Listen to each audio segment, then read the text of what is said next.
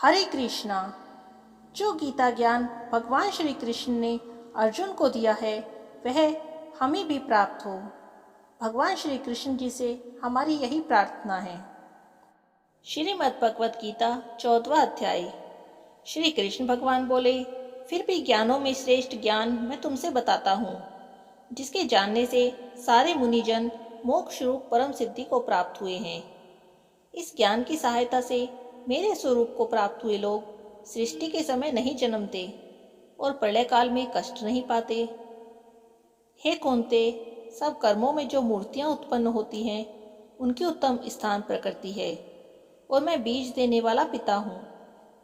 हे महाबाहु, प्रकृति से उत्पन्न सत, रज और तम तीनों गुण देह में रहने वाले निर्विकार आत्मा को बांध लेते हैं। हे अनग, इनमें सतोगुण निर्मल होने के कारण प्रकाश और निरूप द्रव है, जो प्राणी को सुख तथा ज्ञान के साथ बांधता है। रोगात्मक रजोगुण से तृष्णा एवं आसक्ति उत्पन्न होती है, जो प्राणी को कर्म के साथ बांधता है। तमोगुण की उत्पत्ति अज्ञान से है, यह आलस्य और निद्रा से प्राणी को बांधता है और मोह में फंसाता है। हे भारत, सतगुण सुख उत्पन्न करता है, रजोगुण कर्म उत्पन्न करता है और तम सब ज्ञान को ढककर प्रमाद पैदा करता है। हे भारत, सतोगुण रज और तम को दबाकर बढ़ता है। इसी प्रकार रजोगुण सत और तम को और तमोगुण सत और रज को दबाकर बढ़ना चाहते हैं। इस देह में इंद्रियों द्वारा जब ज्ञान का प्रकाश उत्पन्न हो तब समझिए कि सतोगुण की विशेष वृद्धि हुई है।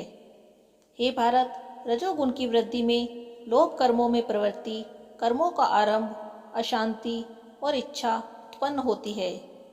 हे कुरुनंदन, तमोगुण की प्रबलता में अविवेक, प्रमोद और मोह ये सब होता है। जब देह को सतोगुण के उदय में मृत्यु प्राप्त होती है तो वह ज्ञानियों के प्रकाशमय लोक को पाता है।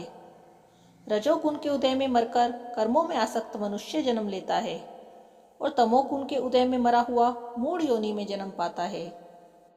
सात्विक पुण्य कर्म का फल भी सात्विक और कलंक रहित होता है। राजस कर्म का फल दुख और तामस कर्म का फल अज्ञान है। सत्व से ज्ञान उत्पन्न होता है, रज से लोभ और तम से प्रमोद, मोह और अज्ञान की उत्पत्ति होती है। सात्विक पुरुष को उत्तम, राजस को मध्यम और अधम, तामसिक लोगों को नीच गति की प्राप्ति होती है। जो देह शरीर में उत्पन्न होने वाले सत रज तम इन तीन गुणों को जान लेता है वह जन्म, मृत्यु, बुढ़ापा, रोग से छूटकर मुक्ति पाता है। अर्जुन ने पूछा, हे प्रभु, कैसे मालूम हो कि अमुक मनुष्य ने तीन गुणों को पार किया है? उसका क्या बर्ताव है? किन उपायों से वह तीन गुणों को त्यागता है? तब श्री कृष्ण भगवान बोले, हे पांडुपुत्र, प्रकाश प्रवृत्ति होने में उनकी इच्छा ना करे। उदासीन मनुष्यों के समान, जिसको सुख दुख समान है और गुणों के कर्म होते ही रहते हैं, यह जानकर जो निश्चिंत रहता है और कभी विचलित नहीं होता, जिसको सुख और दुख, मिट्टी, पत्थर और स्वर्ण, प्रिय और अप्रिय, निंदा और स्तुति समान है, जो धीर है, जिसने सभी बखेड़े छोड़ दिए हैं, उसे गुणातीत कहते हैं। जो अनन्य भक्ति से मुझे पूजता है वह इन तीनों गुणों को जीतकर ब्रह्म भाव को पाता है, क्योंकि ब्रह्म का और विकार रहित मोक्ष का, सनातन धर्म के अखंड सुख का भंडार मैं ही हूँ। श्रीमद् भगवत गीता 14वें अध्याय का महात्म। श्री नारायण जी बोले, हे लक्ष्मी, उत्तर काशी के राजा सूर्यवर्मा की संकल द्वीप के राजा के साथ प्रीति थी। एक बार राजा ने संकल द्वीप से बड़े जवाहरात, मोती, घोड़े, बहुत कीमती सामान भेजे। तब कश्मीरी राजा के मन में विचार किया कि मैं क्या भेजूं। एक दिन राजा ने अपने मंत्री से पूछा कि हम क्या भेजें। मंत्री ने कहा, जो वस्तु वहां ना हो वही भेजना उचित है। राजा ने कहा, शिकारी कुत्ते वहां नहीं हैं, वही भेजो। संकल द्वीप का राजा कुत्तों को देखकर बहुत प्रसन्न हुआ, और ये शिकारी कुत्ते वहां थे भी नहीं। मेरे मित्र ने बहुत अच्छा किया है, शिकार खेला करेंगे। कई दिन गुजरे, तब एक दिन राजा शिकार खेलने चला। और भी शिकार खेलने वाले साथ में चले। संकल द्वीप के राजा ने दूसरे राजाओं के साथ शर्त बंदी की, जिसका कुत्ता शिकार मारे वो लेगा। सब राजाओं ने अपने अपने कुत्ते छोड़े। तभी एक सुसिया निकला। उसके पीछे कुत्ते दौड़ने लगे। सुसिया दूर निकल गया और कुत्ते रह गए। संकल द्वीप के राजा के कुत्ते ने सुसिया को पकड़ा। लोगों ने शोर किया तो कुत्ता घबरा गया और सुसिया फिर भाग निकला। कुत्ते के दांत सुसिया को लग गए थे। खून टपकता जाए और सुसिया भागता जाए। कुत्ते पीछे रह गए। भागते भागते वन में एक कच्चा तालाब पानी से भरा था। उसके तट पर एक कुटिया थी। वहां एक साधु रहता था। उस तालाब में सुसिया जा गिरा और पीछे पीछे वह कुत्ता भी जा गिरा।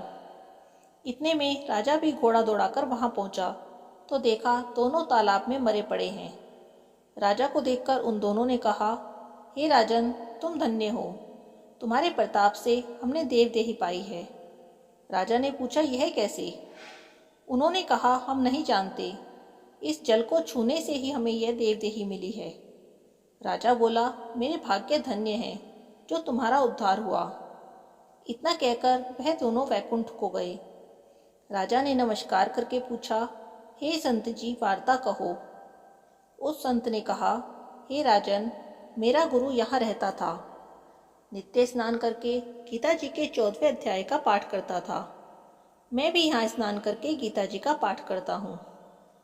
राजा ने कहा, धन्य हो संत जी, आपके प्रताप से ऐसी योनियों का उद्धार हुआ है। मेरे भी धन्य भाग हैं जो आपका दर्शन हुआ।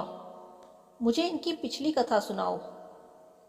संत जी ने कहा, हे राजन, यह सुसिया पिछले जन्म में भ्रष्ट हुआ करता था। यह कुत्ता उसकी स्त्री थी। इसने स्त्री को बहुत खिजाया। स्त्री ने विष देकर इसे मार दिया। जब दोनों मरकर यमलोक गए तब धर्मराज ने हुक्म दिया कि इसको सुसिया का जन्म दो। तब इन दोनों ने कहा, महाराज, हमारा उद्धार कब होगा?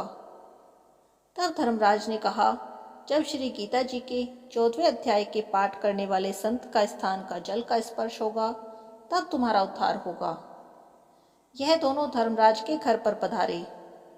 तब राजा नमस्कार कर अपने घर आया और पंडित जी से नित्य प्रति गीता जी के 14वें अध्याय का पाठ सुनने लगा। भगवान श्री कृष्ण चंद्र जी महाराज की जय हो।